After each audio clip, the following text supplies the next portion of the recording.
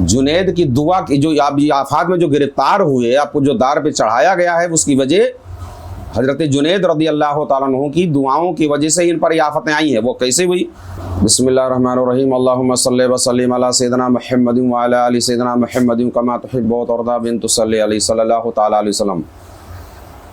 मंसूर इब्न हल्लाज को सूली क्यों दी गई? आपको सूली पर क्यों चढ़ाया गया? उसकी वजह क्या है? अगर आपके पीर किसी बात को छुपाना चाहते हो, कोई ऐसी चीज़ हो जो वो आवाम में ज़ाहिर ना करना चाहते हो, और अगर उस राज से आप वाकिफ़ हो गए और मर्ज़ी आपके शेख की नहीं कि उसको ज़ाहिर किया जाए,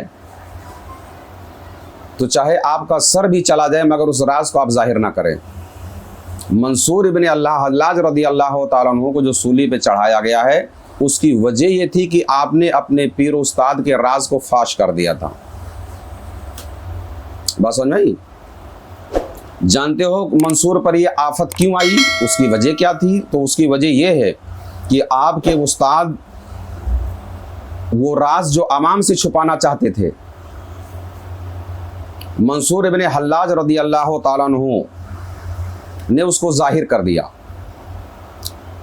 वो राज क्या था कि हजरत ने एक रिसाला लिखा, एक किताबचा जो तौहीद के मौजू पर था, आपने तहरीर फरमाया, जिसमें बहुत सारी बारीक बातें तौहीद की ऐसी थी जो आवाम नहीं समझ सकती थी। जो अवामुन्नास, क्या बहुत करीबी लोग यानी बहुत कम ही अशखास होंगे जो तौहीद के उस राज को समझ सकते थे। इस बात को इन्होंने आम कर दिया जो आप पोशीदा रखना चाहते थे। मंसूर इब्न हल्लाज रदी अल्लाह ताला अन्हु ने उसको जाहिर कर दिया, जो ये उसको राज में रखना चाहते थे, यानी चंद ही लोग जो उसके अहल लोग वही जान सके, मगर इन्होंने उसको आम कर दिया।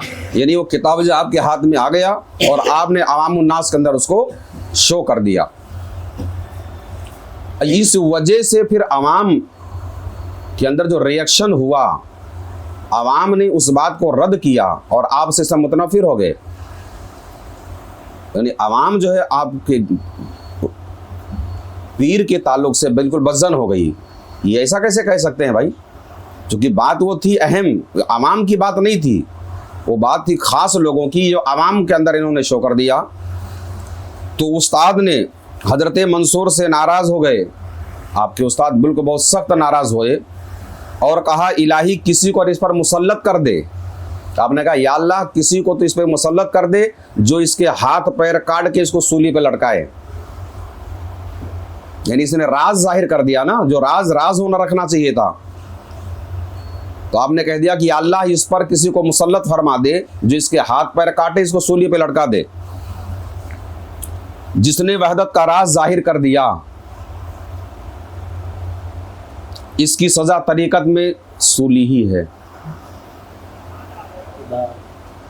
बात समझ आई?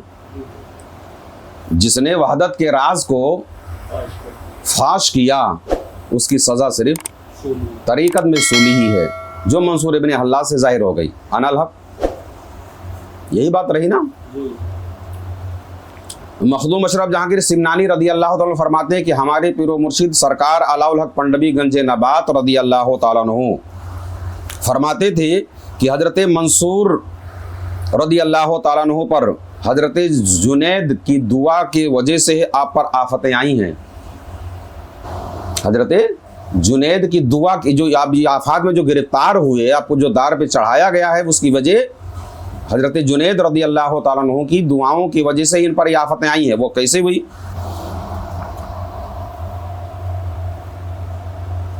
कि हजरत जुनैद रदी अल्लाह ताला अन्हु का एक राज था, ये वही जो तौहीद का राज, वो इन्होंने फाश किया। वाकया यह है कि एक दिन हजरत मंसूर रदी अल्लाह ताला अन्हु हजरत जुनैद की खिदमत में हाजिर हुए और दरवाजे पर पहुंचे और खटखटाया।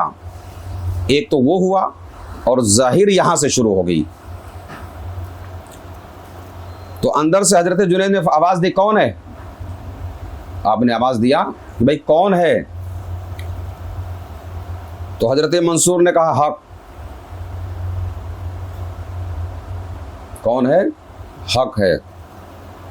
तो हजरत जुनैद ने फरमाया हक नहीं बल्कि तो हक की तरफ से है, हक नहीं हो बल्कि हक की तरफ से हो, हक नहीं हो तुम।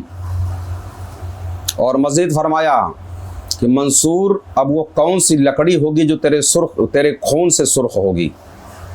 यानी अब वक्त आ गया है, तूने पढ़ा भी, जाहिर भी कर दिया और ख़ुद भी अपने अमाल से जाहिर कर रहे हो, तो अब नंबर उसी का आ गया है कि अब वो कौन सी लकड़ी होगी जो तेरे खून से सुर्ख होगी।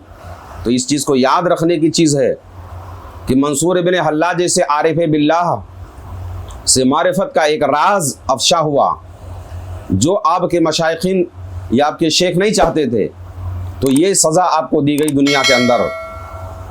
अब उन लोगों के लिए क्या होगा, उन अशखास के लिए क्या होगा जो तरीक़त में अभी उन्होंने कदम भी नहीं रखा और मशाइखीन की ऐसी बातों पर एतराज़ ही नहीं बल्कि गुस्ताखियाँ तक करते नज़र आ रहे हैं।